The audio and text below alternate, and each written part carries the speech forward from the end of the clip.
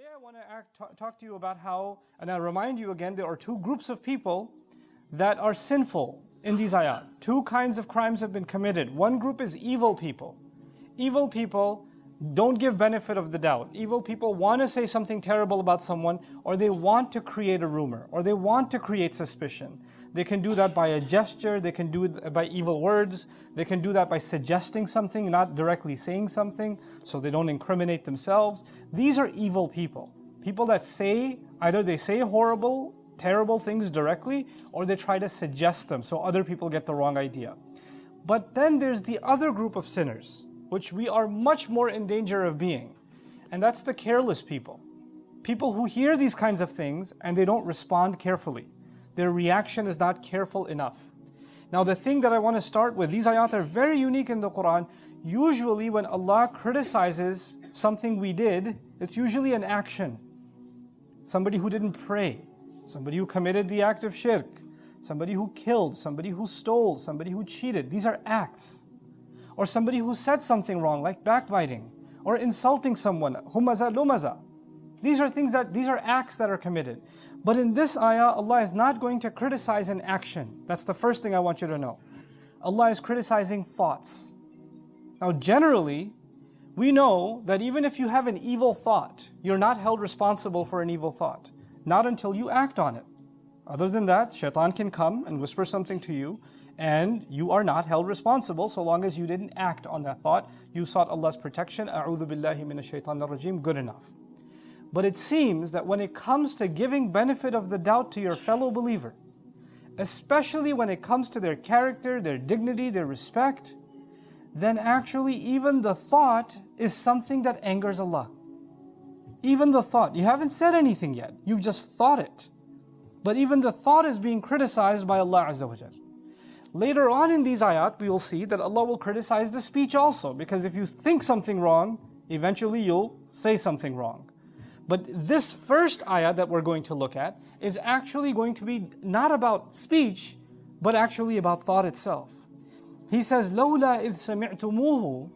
How come it wasn't the case that the very moment you heard it, very moment you heard some rumor about a believer, the very second you heard it, your immediate reaction should have been, ظَنَّ الْمُؤْمِنُونَ وَالْمُؤْمِنَاتُ بِأَنفُسِهِمْ خَيْرًا. Believing men and believing women should have had better assumption and thought about their own selves. How come you didn't think better? Allah is criticizing not how come you said something or did something, how come you didn't think better? This is Allah's criticism of how much we are supposed to have care for the dignity and character of a fellow believer. Let's take a step back. I need you to understand the sensitivity of this subject in the Quran. How these ayat are unique. You may have heard before the principle innocent until proven guilty. You've heard this before. Innocent until proven guilty. Nowadays, innocent until proven Muslim. But regardless, innocent until proven guilty. The idea being, until you show me evidence, I will not hold anything against you. If somebody makes an accusation, they say Nu'man stole, or they say Abdul Karim, he broke the law, or something. You say, I don't know, until I see what? Evidence. If you show me evidence, then maybe I'll believe you. Until then, I'm not willing to accept any judgment. You don't say that I'm innocent, and you don't say that I'm guilty. You just say, I don't know. You just say, I don't know. But when it comes to chastity or the character of a believer, the policy is different. In all other cases, إِن جَاءَكُمْ فَاسِقٌ بِنَبَإٍ فَتَبَيَّنُوا. Quran says, if a corrupt source comes to you with news, verify. Verify the information. At least just to say, until I verify, I'm not going to say anything, we shouldn't talk. But when it comes to the character of a believer, Allah gave a completely different policy. The first part of this policy was, you must immediately not even think, I don't know, you must immediately think benefit of the doubt.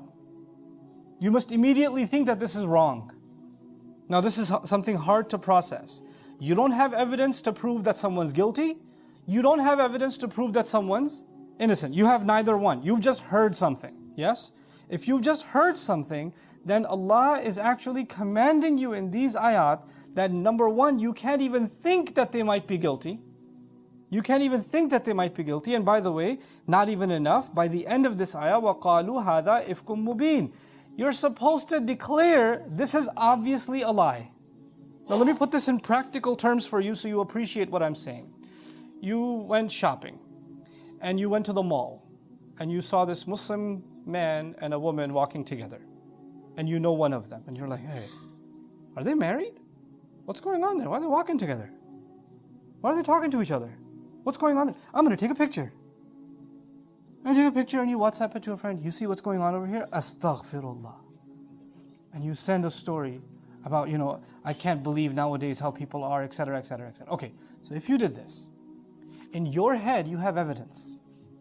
In your head you have evidence. And the person responds to you, I don't know, they could be talking about work, maybe they're not doing anything wrong, maybe you're just assuming, maybe you're passing judgment, etc., etc. They respond like that. I'm telling you, what you did is evil, and what they wrote is also wrong. If they wrote, I don't know, we should give benefit of the doubt, we're not sure until we have better evidence, why don't you follow them all the way to the car and find out? Then that's also evil. Allah is saying your response is supposed to be think better, number one. And number two, immediately say this is a lie. Hada ifkun mubin. This is obviously a lie. How is it obviously a lie? There's evidence to the contrary. There's suggestion to the contrary. No, Allah is telling us that when it comes to the character of a believer, we are commanded by Allah to call it a lie. Even if we don't have an evidence for the innocence or evidence of guilt, we're commanded to call it ifkun mubin.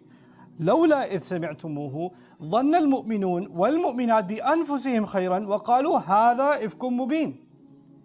يعني لو لم يقولوا هذا. How come they didn't say this? How come they didn't say this is obviously a lie? So you're showing somebody a picture and they're supposed to, if they understand the Quran, they're supposed to say that's a lie.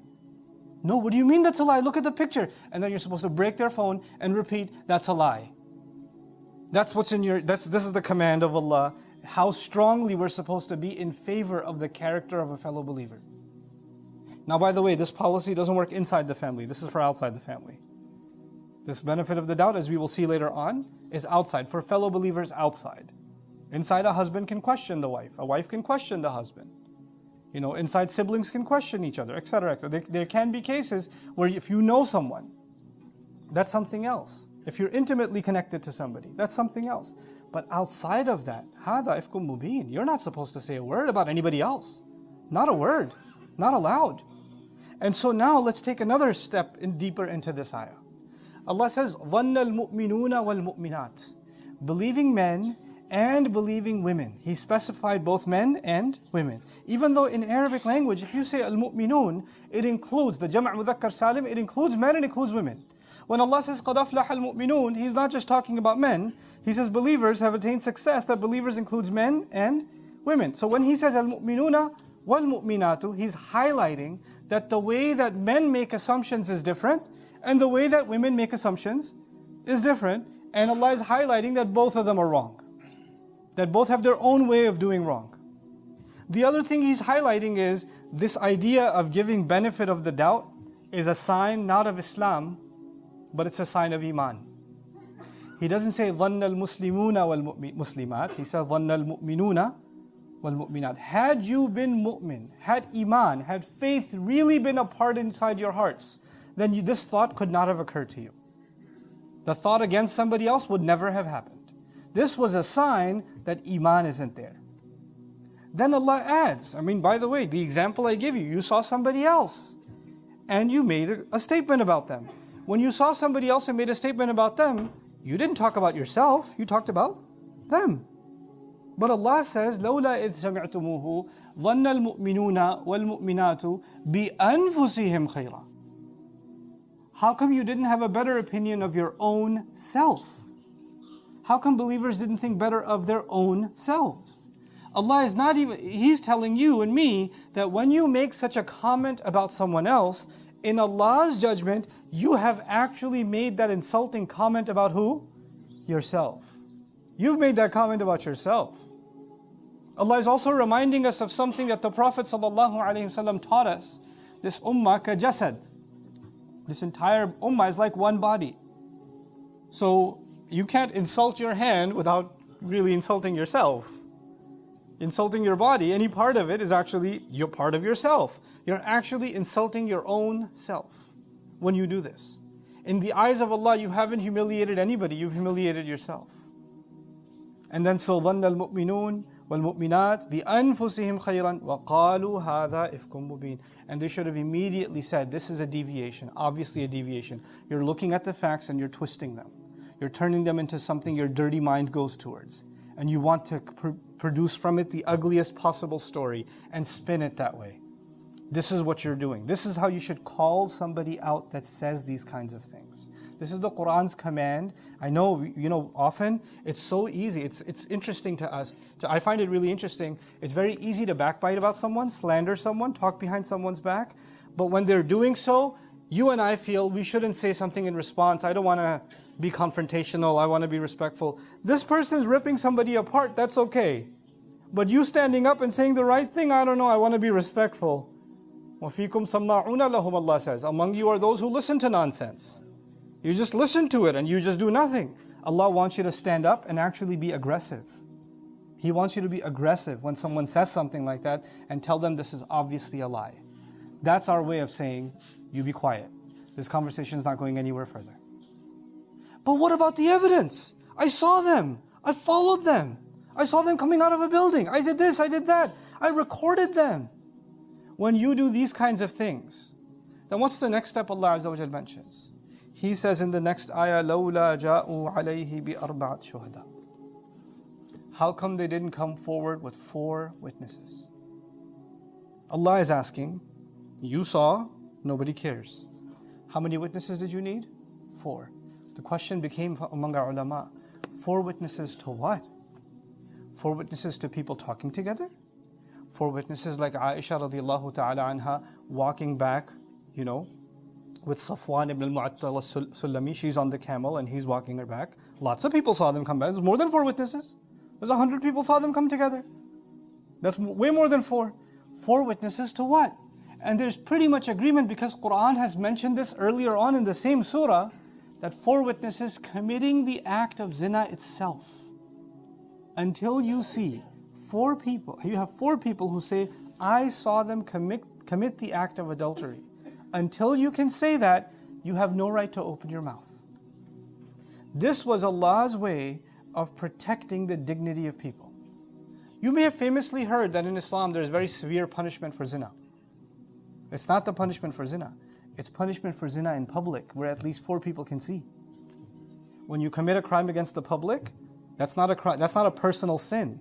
That's a crime against society. You're spreading fahsha out in the open, and that's punishable.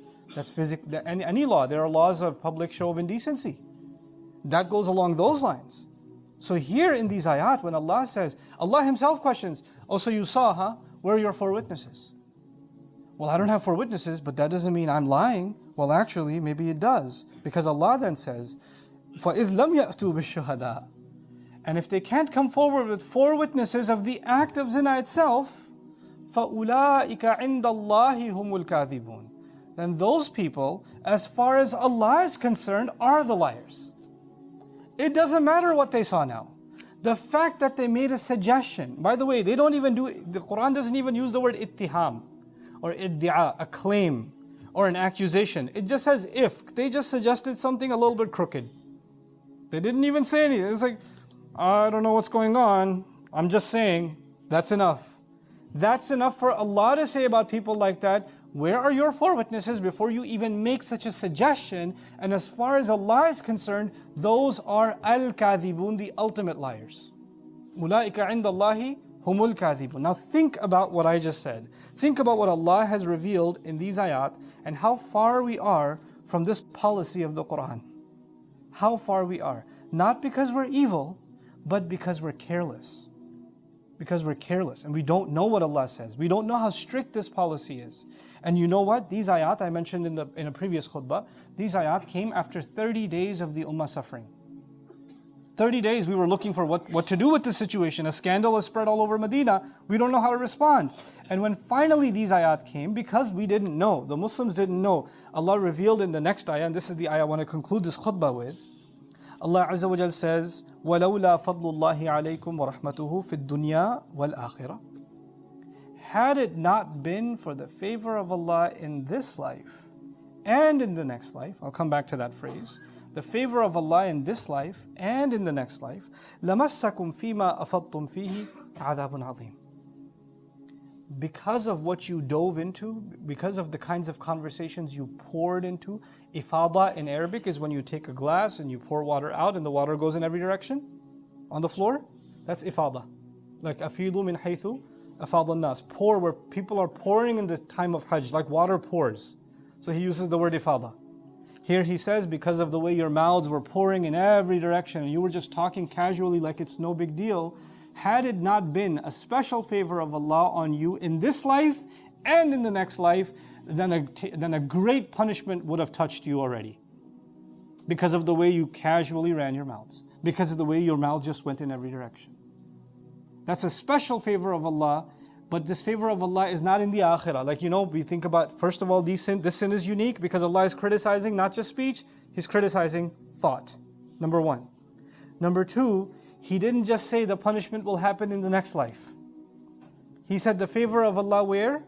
In this life and in the next life. What that means is that when people commit such a crime, when people become careless like that, Allah's law is to make them pay the price in this life and then again in the next life. This life and then again in the next life. You look at other sins in the Quran, Allah will talk about the payment that they will make in the next life. When Allah talks about people who commit shirk, the payment for that sin is not in this life, that is in the next life. Kufr, you pay for it in the next life. And so you have crimes that people got away with in this life, and Allah says, that they أَنْ يَسْبِقُونَ, that those, حَسِبَ الَّذِينَ يَعْمَلُونَ السَّيِّئَاتِ أَنْ يَسْبِقُونَ سَاءَ مَا يَحْكُمُونَ. The people who commit sins, they think they got away? No. They have a terrible decision they made because they will be paying the price, but not here in the next life. But when it comes to this sin, when it comes to making evil assumptions about people, when it comes to just running your mouth carelessly about people and their dignity and their character, then Allah is saying it's only a special favor of Allah that it hasn't hit you in this life and then in the next. Now here's the scary part of this. The scary part of this is for those 30 days, which, these are kind of taken from the words of Aisha radiallahu ta'ala anha herself. That, when she was sick, she said, وَالنَّاسُ يُفِيضُونَ نَفْسَ الْكَلِمَةِ فِي قَوْلِ أَصْحَابِ الْإِفْكِ. She said, while I was sick, I had no idea. People were pouring their mouths out, talking about the kind of rumor, the scandal that evil people had started. Meaning people were careless, the evil were just a few, the rest of Medina was just careless for 30 days. Allah is now saying, had it not been Allah's favor, because you didn't know any better, now the ayat came later on, had you known, had the ayat already been given and you still did this, then you would have paid in this life and in the next life. Now the thing is, these ayat already came. It's been a while. So you and I have very little to no excuse to say, well, special favor of Allah on us, we had no idea. If we had no idea, whose fault is that? The book wasn't given. We didn't have time to open it. We didn't know what the policy is by Allah Azza wa Jal. We didn't realize the kind of price that was paid by the Sahaba, by the Prophet's own family, sallallahu alaihi wasallam, wa radiyallahu ta'ala anhum ajma'in. We didn't know the price they had to pay for these ayat to come down. We didn't realize its value. Whose fault is that? Who's to be held responsible for that? That we get to say, well, we didn't know any better, it's okay. But at least we realize while we're still alive. If you realize about yourself, and by the way, it's so easy when I give these kinds of khutbahs for your mind to go to, man, I know someone who really needs to listen to this. We never think of ourselves. We think, man, I hope this is on YouTube, I can send them a link because they really need it. Because we don't need it. You see, our mind is programmed to assume the worst about others and think about others who need advice and almost always consider ourselves immune from advice. Like we don't need it. I have to identify this in myself. You have to identify this in yourself because being careless is all too easy. If this is something that happened in all of Medina under the training of the Prophet ﷺ, before the coming of these ayat, Aisha's own words radiallahu anha, that the city is talking about it. Everybody's talking about it. النَّاسُ يُفِيضُونَ فِي قَوْلِ أَصْحَابِ الْإِفْكِ. This is in Bukhari. So if that's the case, then you and I are not immune from becoming careless. And we have to take a step back and really ask Allah Azza wa Jal to forgive our carelessness when it comes to talking about other people. It's so easy to do that now. You can just make a couple of comments on social media. You can just send a message. And it's so scary to me that, back then people used to say something, maybe one person heard it, they forgot. But now you post something and people come back and read it and the angel writes a sin against you again. And then somebody else comes and reads it and they write a sin against you again. And then people screenshot it and send it to others and the angel writes it against you again. These little taps of these fingers, they can become very pricey. It's very easy to move your finger on the screen and just write something. But the more people are creating evil assumptions about others, the more you're spreading indignation towards someone else, the more it's being written against you over and over and over and over again. The idea of sadaqah jariyah, a deed that compounds, it gets better and better and better. Share something good so your rewards increase. But when you share something bad, when you say something evil about someone that you didn't have to say, you didn't have to insult anyone. Because if you didn't insult them, nothing would have been taken from you. No rizq of yours would have been taken away. No, your life didn't get any better by insulting somebody, by accusing somebody, by humiliating somebody, by suggesting something evil about somebody. Nothing in your life improved, except angels are now documenting every time somebody reads those filthy comments. Every time. And this has just become common practice. It's like a nothing. And so Allah Azza wa Jal reminds us in these ayat, first of all, to control our thoughts, to give benefit of the doubt to a fellow believer. In that famous hadith when the Prophet ﷺ was going around the Kaaba, describing how much he loves the Kaaba, and he says that the dignity of a believer is dearer to Allah than you. And I mentioned this hadith to you before. The last part of that hadith is that what is dearer to Allah? An yudhanna bihi illa khayran. That a believer, nothing but good should be thought about him. You should think nothing but good of a believer. If you know terrible things about somebody else, it's better for you to not think about them than think bad things. Or think of the one good thing or something and leave the rest alone. Just leave it alone. Leave people be. But protect your thoughts and your tongues and your hands nowadays from committing the kinds of sins that you and I cannot afford to pay on Judgment Day. We cannot afford to pay those sins on Judgment Day. This is not a small thing. And these ayat aren't even done. This is going to be a continuous thing, discussing these ayat. I bunched these 3 ayat together because they're one conversation. But Allah is not done telling the careless people what they need to be thinking about. If this was just one-time subject or one ayah was enough to just guide us and we get it, point gotten across, let's move on from this to learn about something else, Allah would have done that. But Allah Azza wa Jal hammered this over and over and over again. 10 ayat came down, 1 about evil people, 9 of them about careless people. 9 of them are about careless people. Which tells you where the real problem is. It's with us when we become careless.